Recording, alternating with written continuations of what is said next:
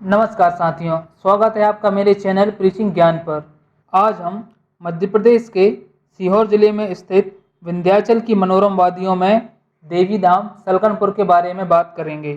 सलकनपुर का मंदिर चारों ओर से हरियाली से भरपूर है और यह पर्वतों से घिरा हुआ है और यहाँ पर माँ जगत जननी का विंध्यवासिनी का भव्य मंदिर है। नवरात्रि पर माता के दर पर माथा टेकने देश विदेश से श्रद्धालु और भक्त आते हैं। लोग 1401 सीढ़ी चढ़कर 800 फीट ऊंचे पर्वत पर विराजित मां के दर्शन करने पहुंचते हैं। कहा जाता है कि मंदिर का निर्माण करीब 450 साल पहले बंजारों ने करवाया था। इस मंदिर का पूरा क्षेत्र करीब 30 एकड़ में फैला हुआ है। 5 एकड़ में तो माता का मंदिर परिसर है, बाकी के 25 एकड़ में देवी लोक का निर्माण कार्य चल रहा है। करीब 1 साल में यह पूरा होने की संभावना है। मंदिर का भी रेनोवेशन का काम चल रहा है। मंदिर का निर्माण धौलपुर पत्थर से हो रहा है। पत्थरों की निक्कासी सिकंदरा में हो रही है। ऐसा माना जाता है कि इस मंदिर का निर्माण बंजारों ने करवाया था। तो इसके पीछे की कहानी क्या है, आपको वो बताते हैं। तो मान्यता है कि मंदिर का निर्माण बंजारों ने करवाया था। करीब 450 साल पहले पशुओं का व्यापार करने के लिए बंजारे यहाँ से गुजर रहे थे। थकान होने पर वे विश्राम के लिए यहाँ पर कुछ समय के लिए रुके। उन्होंने अपने पशुओं को पास में ही बांध दिया और उनकी नींद लग गई। लेकिन कुछ देर बाद क्या होता है कि जैसे ही उनकी नींद खुलती है तो उनके जितने भी जानवर थे वो सब अदृश्य हो गए। बंजारे उसके बाद अपने पशुओं को देखने के लिए जंगल में इधर उधर घूमने लगे। उसी समय बुजुर्ग बंजारे को एक बच्ची मिली। बच्ची ने बुजुर्ग से उसके जंगल में भटकने का कारण पूछा। बुजुर्ग ने पूरी घटना बता दी। बालिका ने कहा कि यदि आप यहाँ देवी के स्थान पर जाकर पूजा अर्चना करेंगे तो मनोकामना पूर्ण हो सकती है। बंजारे ने कहा कि उन्हें पता नहीं कि माँ भगवती का स्थान कहाँ पर है।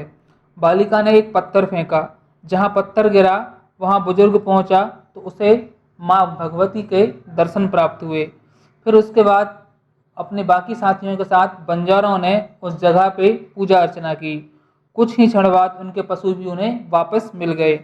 मन्नत पूरी हो जाने के बाद बंजारों ने कुछ समय वहां और रुके और फिर वहां पर विशाल मंदिर का निर्माण करवाया। बंजारों ने जब इसका जिक्र आस पड़ोस के गांवों में किया तो भक्त माता के दर्शन के लिए घने जंगल में आना शुरू हो गए और वे यहाँ आकर माता से मुरादें मांगने लगे।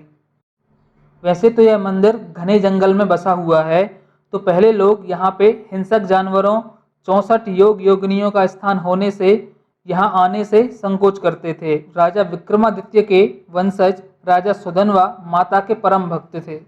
उन्होंने नर्मदा नदी के उत्तर तट पर भगवती की विशेष अर्चना की। कुछ समय बाद यहाँ स्वामी भद्रानंद जी आए। उन्होंने यहाँ तपस्या कर 64 योग योगिनियों के लिए एक स्थान स्थापित किया। मंदिर के समीप ही एक धूनी की स्थापना की। इस स्थान को चैतन्य किया। धूनी में अभिमंत्रित चिमटा तंत्र शक्ति से अभिमंत्रित कर तली में स्थापित किया गया है। इसकी भभूति यहाँ के श्रद्धालुओं के लिए प्रसाद रूप में दी जाती है। तो इस प्रकार से सलकनपुर के मंदिर का कई बार जीर्णोद्धार हो चुका है। ऐसा कहा जाता है कि यह जो प्रतिमा है वह स्वयंभू है। यहाँ कई साल से अखंड धूनी और अखंड ज्योत प्रज्वलित है। गर्भगृह में देवी की प्रतिमा स्वयंभू है। माता को मुकुट और चांदी के नेत्र से सजाया गया है।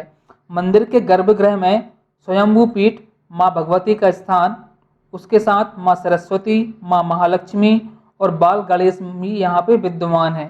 तीनों प्रतिमाएं संगमरमर की हैं। ऐसा कहा जाता है कि गिन्नौर से एक साधु ने इन्हें लाकर यहाँ विराजित किया था। द्वार के ऊपर माँ के सेवक लांगुरवीर अर्थात हनुमान जी और ठीक सामने भैरव बाबा की मूर्ति है। गर्भगृह में 400 साल से भी अधिक समय से 2 अखंड ज्योत प्रज्वलित हैं, एक नारियल के तेल और दूसरी घी की। दोनों ज्योतियों को लेकर मान्यता है कि ये सूर्य और चंद्रमा की तरह अटल हैं। भक्त ज्योति की पूजा करते हैं। मंदिर के बाहर खोखली माता का प्राचीन मंदिर भी है।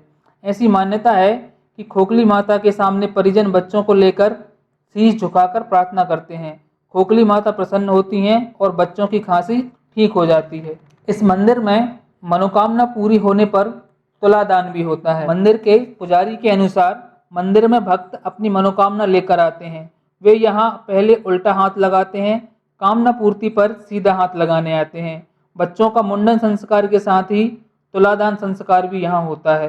मनोकामना पूर्ति पर कई भक्त तुलादान करते हैं। भक्त यहाँ अपनी क्षमता के अनुसार अनाज, फल, गुड़, सोना चांदी समेत अन्य वस्तुओं से तुलादान कराकर मंदिर को दान दे देते हैं। अब मैं आपको बताऊंगा कि रक्तबीज जो एक राक्षस था उसका इस मंदिर से क्या संबंध है। तो श्रीमद् भागवत में उल्लेख है कि दैत्य रक्तबीज से त्रस्त होकर देवता माता की शरण में पहुंचे। देवी ने विकराल रूप धारण कर इसी स्थान पर रक्तबीज का संहार किया। माँ भगवती की इस विजय पर देवताओं ने उनकी स्तुति की। उन्हें जो आसन दिया यही विजयासन धाम के नाम से विख्यात हुआ।